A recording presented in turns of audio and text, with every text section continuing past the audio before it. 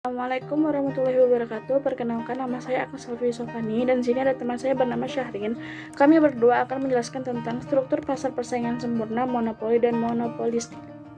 Di sini saya akan menjelaskan apa pengertian pasar dan apa pengertian struktur pasar. Pasar adalah salah satu dari berbagai sistem, institusi, prosedur, hubungan sosial, dan infrastruktur tempat usaha menjual barang, jasa, dan tenaga kerja untuk orang-orang dengan imbalan uang, barang dan jasa yang dijual menggunakan alat pembayaran yang sah seperti uang. Terdiri atas pembeli dan penjual aktual maupun potensial suatu produk tertentu.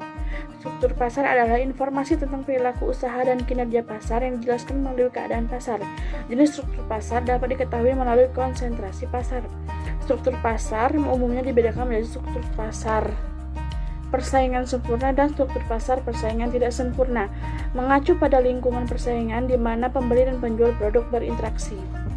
Selanjutnya, saya akan menjelaskan struktur-struktur jenis pasar. Persaingan sempurna, bentuk organisasi pasar di mana terdapat banyak pembeli dan penjual dan produk bersifat homogen. Yang kedua, monopoli, bentuk organisasi pasar di mana hanya ada satu perusahaan yang menjual produk yang tidak memiliki substitusi dekat.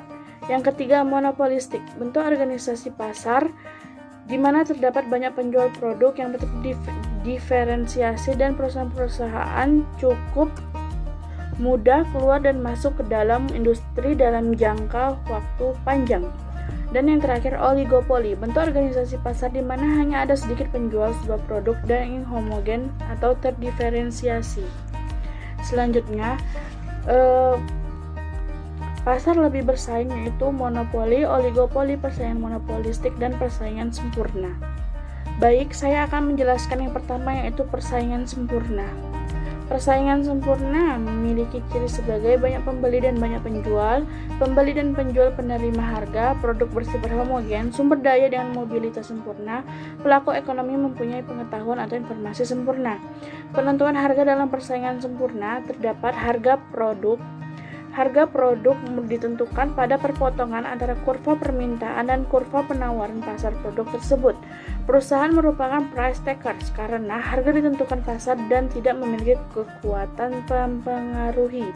Kurva permintaannya berbentuk horizontal dan memiliki elastisitas tak terhingga. Di sini dapat kalian lihat ada kurva persaingan sempurna, penentuan harga, pasar persaingan sempurna, dan perusahaan persaingan sempurna.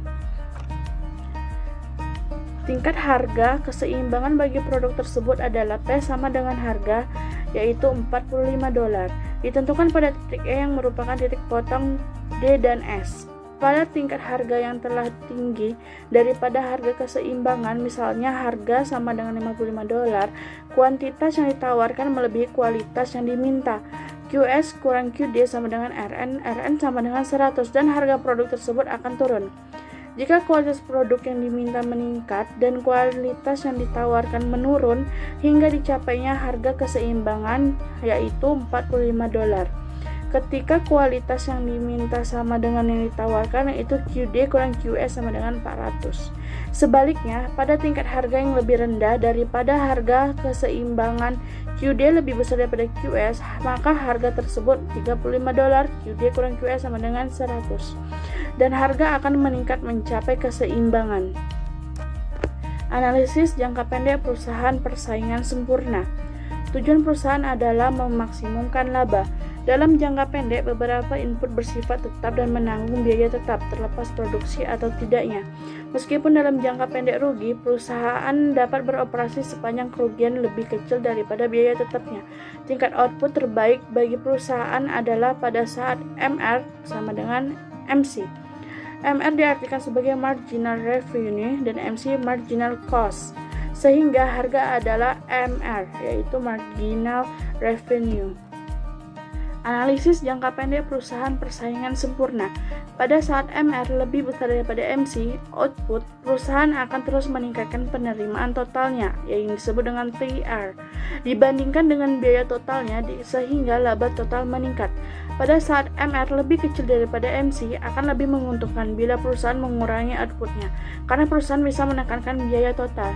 Pada saat MR sama dengan MC merupakan tingkat output yang terbaik karena memaksimalkan laba total, maka harga sama dengan MR sama dengan MC. Persaingan sempurna keseimbangan jangka pendek. Di sini dapat kita lihat ada grafiknya. Keuntungan perusahaan terdapat pada titik I, A, B, C. Dan yang pada gambar kedua, pada kurva kedua, perusahaan masih bisa beroperasi karena harga masih di atas A, V, C. Untuk menutupi biaya tetap dan kerugian lebih lanjut, H adalah titik tutup perusahaan atau shutdown point. Analisis jangka panjang perusahaan persaingan sempurna. Dalam jangka panjang, semua input dan biaya produksi bersifat variabel. Yang kedua, tingkat output terbaik bagi perusahaan dalam jangka panjang adalah pada saat harga sama dengan MR sama dengan MC sama dengan titik terendah atau LIC. Short run operating cost atau biaya total rata-rata jangka pendek menggambarkan tingkat skala pabrik perusahaan.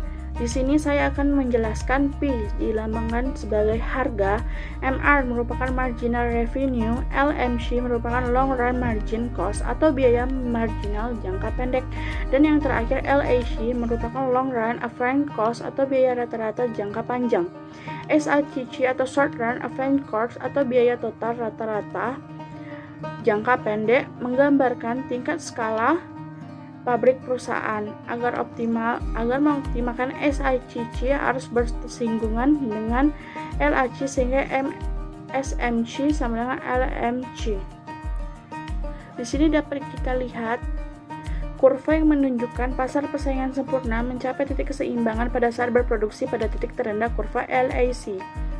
Dan di sini dapat dilihat juga laba ekonomis nol atau pendapatan total perusahaan hanya cukup untuk menutupi ke seluruh biaya perusahaan baik implisit maupun eksplisit.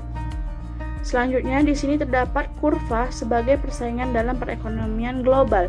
Di sini XX dijelaskan sebagai penawaran domestik, DX permintaan domestik, SF penawaran dunia, A kurang B sama dengan produk yang diproduksi di dalam negeri sender, B and C produk yang diimpor. Di sini dapat dilihat dalam impor mengalami kestabilan. Intervensi ekonomi yaitu tarif, pajak, pembatasan, dan perdagangan. Selanjutnya, persaingan dalam perekonomian global. Kurs, harga mata uang asing dalam mata uang domestik. Yang kedua, depresiasi mata uang domestik, naiknya harga mata uang asing terhadap mata uang domestik. Apresiasi mata uang domestik, turunnya harga mata uang asing terhadap mata uang domestik. Yang kedua, saya akan menjelaskan monopoli. Monopoli, penjual tunggal dan banyak pembeli. Tidak ada substitusi produk, hambatan yang terjadi dalam mobilitas sumber daya karena perusahaan menguasai sepenuhnya persediaan bahan baku yang dibutuhkan untuk memproduksi barang atau jasa, paten dan hak cipta. Memiliki skala ekonomis yang tinggi, monopoli alami adanya hak monopoli dari pemerintah, contohnya PLN, KAI, dan Pertamina. Penentuan harga dan output jangka pendek pasar monopoli. Perusahaan monopoli adalah penentuan harga karena merupakan penjual tunggal produk yang tidak memiliki substitusi. Kurva permintaan yang dilambangkan sebagai D adalah memiliki kemiringan negatif. Kurva MR akan berada di bawah kurva D. Tingkat output paling menguntungkan adalah pada saat MR sama dengan MC. Penentuan harga terbaik dicapai pada saat harga lebih besar daripada MR. Titik impas rugi dan untung tergantung pada ATC. Di sini saya akan menjelaskan maksud dari P sama dengan ATC merupakan tingkat harga dan output terbaik. P lebih besar daripada ATC yaitu mendapatkan keuntungan. P lebih kecil daripada ATC merupakan kerugian. Penentuan harga dan output jangka panjang pasar monopoli. Dalam jangka panjang, semua input dan biaya produksi adalah variabel. Tingkat output terbaik adalah pada saat P sama dengan LMC. Skala pabrik yang optimal adalah saat kurva SATC bersinggungan dengan LAC pada tingkat output terbaiknya. Perusahaan monopoli dapat menikmati laba ekonomis dalam jangka panjang karena dapat menghalangi masuknya permainan baru ke industri. Karenanya, perusahaan tidak perlu berproduksi pada titik terendah LAC. Biaya sosial monopoli. Di sini dapat dilihat grafiknya atau kurvanya. Surplus masyarakat, perbedaan antara apa yang tersedia dibayar oleh konsumen dengan apa yang sebenarnya dibayar oleh konsumen. Kerugian masyarakat karena masyarakat tidak mempunyai pilihan lain. Baiklah, saya akan lanjutkan penjelasan dari Agnes, yaitu monopolistik. Persaingan monopolistik. Satu, merupakan campuran antara persaingan sempurna dan monopoli. Unsur persaingan sempurna berasal dari banyak penjual dan banyak pembeli. Unsur monopoli berasal dari produk terdiferensiasi. Sumber daya dengan mobilitas sempurna bisa menentukan karakteristik produk dan beban penjualannya sendiri. Mampu menentukan harga dan kualitas produknya sendiri. Contohnya fast food outlets, pakaian, industri retail, dan toko sepatu. Penentuan harga dan output jangka pendek pasar monopolistik. Perusahaan monopolistik menghasilkan produk yang terdiferensiasi. Kurva permintaannya negatif karena banyaknya produk yang bisa substitusi dekat. Kurva permintaan sangat elastis terhadap perubahan harga. Output terbaik adalah pada saat MR sama dengan MC. Pada saat MR lebih dari MC, laba diperbesar dengan meningkatkan output. Pada saat MR kurang dari MC, laba total ditambahkan dengan pengurangan output. Jika pada output terbaiknya P lebih dari ATC, maka perusahaan untung. P sama dengan ATC, maka perusahaan impas. P kurang dari ATC, maka perusahaan merugi dan beroperasi sepanjang P lebih dari AFC. Penentuan harga dan output jangka panjang pasar monopolistik. Dalam jangka panjang, semua perusahaan monopolistik hanya mencapai titik impas dan berproduksi pada bagian kurva Latch yang memiliki kemiringan negatif. Jika perusahaan pasar dalam persaingan monopolistik memperoleh laba dalam jangka pendek, maka lebih banyak perusahaan yang akan masuk ke pasar dalam jangka panjang sehingga titik keseimbangan pindah ke titik terendah LAC. Variasi produk dan beban penjualan dalam monopolistik. Dalam pasar persaingan monopolistik, perusahaan dapat meningkatkan variasi produk dan beban penjualan untuk meningkatkan permintaan. Variasi produk. Perubahan dalam beberapa ciri produk yang dilakukan oleh perusahaan untuk menjadikan produknya lebih menarik bagi konsumen. Beban penjualan. Semua beban yang dikeluarkan oleh perusahaan untuk mengiklankan produk, meningkatkan armada penjualannya, dan memperbaiki layanan.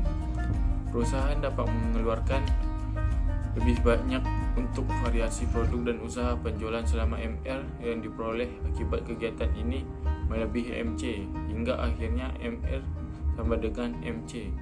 Sekian, terima kasih. Terlebih terkurang saya mohon maaf. Saya akhiri, wabillahi taufiq wal hidayah. Assalamualaikum warahmatullahi wabarakatuh.